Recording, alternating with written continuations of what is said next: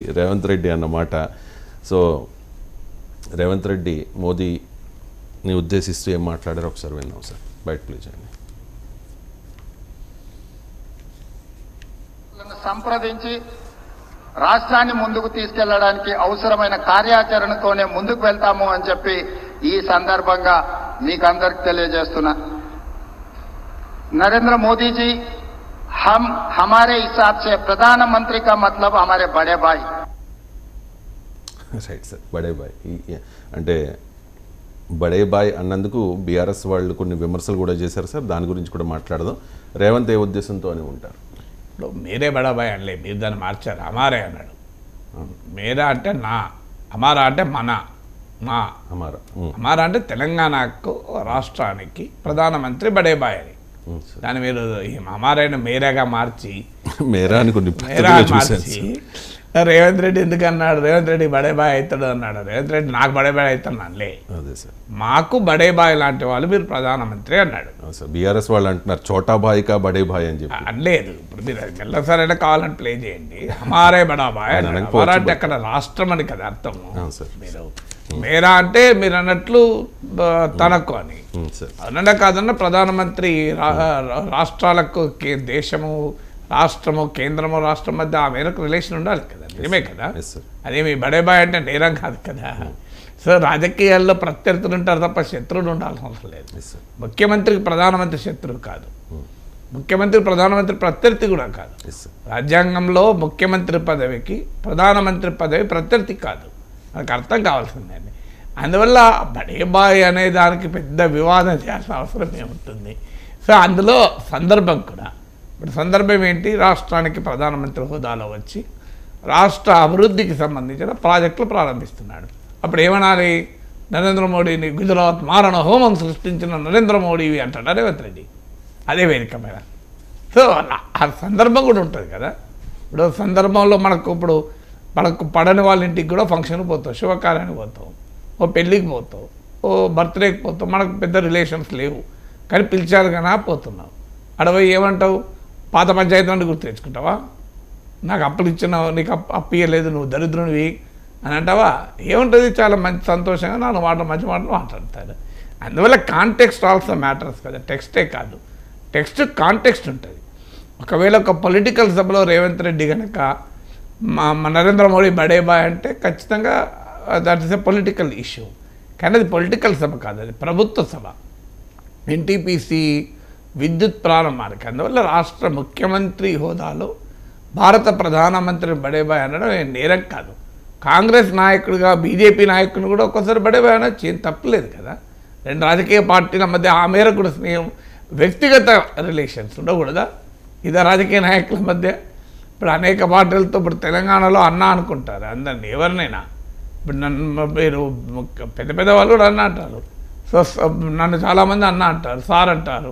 అన్న అన్నోళ్ళు నన్ను అన్న అయినవా? కాంగ్రెస్ పార్టీ నాయకుని నువ్వు అన్న అయినవా? బీజేపీ నాయకుడికి అన్న అయినవా అని విమర్శించచ్చా? సో తెలంగాణ కల్చర్లో ప్రతి ఒక్కరిని అన్న అంటారు. సో అందువల్ల పెద్ద అన్న అని అన్నాడు. దానికి రాజకీయంగా ఇష్యూ కాదు. ఇంకా బీఆర్ఎస్ రైజ్ చేస్తున్న మరో అంశం ఏంటంటే గుజరాత్ తరహాలో మీ తెలంగాణకు కూడా అభివృద్ధి అవుతుంది, సహకరించండి అని. అది గుజరాత్ మోడల్ ఆఫ్ డెవలప్మెంట్ విమర్శించి ఇప్పుడు ఎలా చేస్తున్నారు అంటారు. సో కానీ ఆ వీడియో కూడా నేను చూశాను. అఫ్కోర్స్ ఎలక్షన్ టైంలో అంటే ఆ సభలో కూడా ఉన్నారు, ఎన్నికలప్పుడే రాజకీయం, అభివృద్ధి మిగతా సభలో అభివృద్ధి అని. కానీ రేవంత్ రెడ్డి అన్న కాంటెక్స్ట్ కూడా ఎన్నికల సమయమే. ఆ మీటింగ్ ఎన్నికల మీటింగ్ కాకపోవచ్చు, కానీ పార్లమెంట్ ఎన్నికల సమయంలోనే కదా నరేంద్ర మోడీ ఈ ప్రారంభోత్సవాలు మొదలుపెట్టింది. ఇప్పుడు ఎన్నికల ఇక రేపో మాపో ఎన్నికల కోడ్ రావడం సమయంలో ఆదిలాబాద్లో బీజేపీ ఎంపీగా గెలిచిన సీటు, మళ్ళీ గెలవాలని కోరుకుంటున్న సీట్లో క్లియర్గా ఎలక్షన్ దృష్టితోనే ఈ కార్యక్రమం నడిచింది. ఆ సమయంలో రాజకీయం, ఎన్నికలప్పుడు రాజకీయం అంటే ఎన్నికల కదా, మరి రాజకీయం ఉండాలి కదా అనే ప్రశ్న ఉత్పన్నమవుతుంది. డెఫినెట్గా రేవంత్ రెడ్డి ఆ కోణాన్ని కూడా, ఇది ఎలక్షన్ సమయం, నరేంద్ర మోడీ ఎన్నికల ముందు బీజేపీకి రాజకీయ ప్రయోజనాలను ఆశించి ఈ అభివృద్ధి ప్రాజెక్టులు ప్రారంభించిందన్నది నిజం కదా. ఆ కాంటెక్స్ట్ను దృష్టిలో పెట్టుకొని మాట్లాడి ఉండాల్సింది అన్నది కరెక్ట్. కానీ గుజరాత్ తరహాలో అంటే కూడా ఆ ఎక్స్ప్లెనేషన్ ఇచ్చారు తర్వాత సెంటెన్స్లో మనకు. Gujarat model of development, Gujarat అభివృద్ధి నమూనాను తెలంగాణలో అమలు చేస్తామను, గుజరాత్ అభివృద్ధి నమూనా గొప్పదనం అనలే. గుజరాత్ తరహాలో తెలంగాణ అభివృద్ధికి కూడా సహకరించండి అన్నాడు. అంటే గుజరాత్కు ప్రధానమంత్రి ఏ రకంగా సహకరించాడో ఆ రకంగా తెలంగాణకు కూడా సహకరించండి అన్నాడు. గుజరాత్ మోడల్ ఆఫ్ డెవలప్మెంట్ కాదు, Gujarat model of Modi support to state. అంటే గుజరాత్కి ఏ రకంగా నరేంద్ర మోడీ సపోర్ట్ చేశారు అందరికీ తెలుసు కదా. మహారాష్ట్రకు పోవాల్సిన Vedanta project, semiconductor project, Tata airbus project, ఇలా gift city, international arbitration tribunal, ఇలా భారతదేశానికి సంబంధించిన అనేక ప్రాజెక్టులు ఇవాళ గుజరాత్కి వచ్చాయి.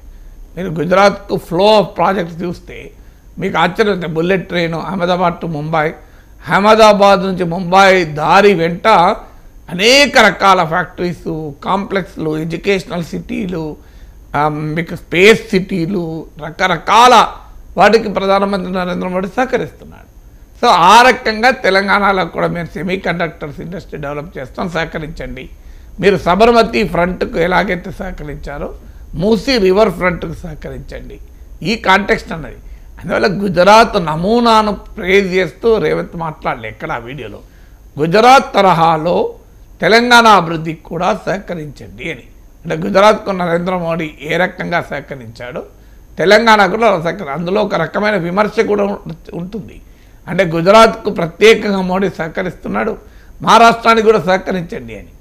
అలా సహకరించకపోతే రేపు అడగచ్చు ప్రధానమంత్రి ఓన్లీ గుజరాత్కైనా తెలంగాణకు కాదా.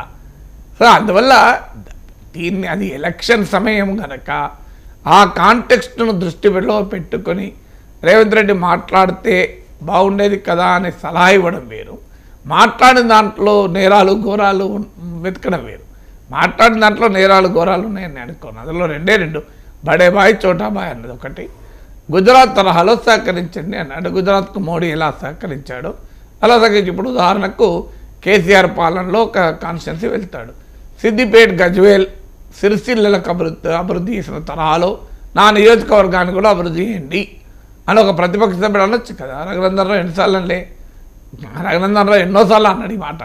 అంటే అర్థం కేసీఆర్ అభివృద్ధి నమూనాను బీజేపీ ఎమ్మెల్యే అంగీకరించినట్టు కాదు కదా. అందువల్ల రాజకీయాల్లో ప్రతి మాటను వివాదం చేసే సహజ స్వభావం ఉంటుంది ఎలక్షన్స్లో. అందులో గుజరాత్ తరహా సహకారం కనుక తెలంగాణకు మోడీ ఇస్తే అసలు అన్ని పార్టీలు అడగాలి ఆ పాయింట్. మీరు గుజరాత్కి ఎలా సహకరిస్తున్నారు, తెలంగాణకు కూడా సహకరించండి. నిజంగానే గుజరాత్కు మోడీ చేసిన సహకారం తరహాలో తెలంగాణకు కూడా సహకరిస్తే బ్రహ్మాండంగా ఉంటుంది కదా. అది కోరుకోవాలి కదా ప్రతి తెలంగాణ బిడ్డ. సో మోడీ గుజరాత్ మనిషి కనుక, గుజరాత్లో పుట్టాడు కనుక, గుజరాతీ కనుక ఆయన సొంత రాష్ట్రానికి భారీగా సహకరించుకుంటున్నాడు. దేశంలో అనేక ప్రాజెక్టులు గుజరాత్కే వెళ్తున్నాయి. ట్రంప్ వచ్చినా, జంపింగ్ వచ్చినా మొదలు గుజరాత్కే పోతాడు. సో అయ్యా మీకు గుజరాత్ ఒకటే కాదు, మా తెలంగాణ కూడా ఇట్లాంటి రాష్ట్రమే, మీరు అందువల్ల తెలంగాణ కూడా సహకరించాలని అన్ని పార్టీలు అడగాలి. ఒక్క సీఎంఏ కాదు, మిగతా పార్టీలు కూడా అదే అడగాలి కదా. Right sir. రేవంత్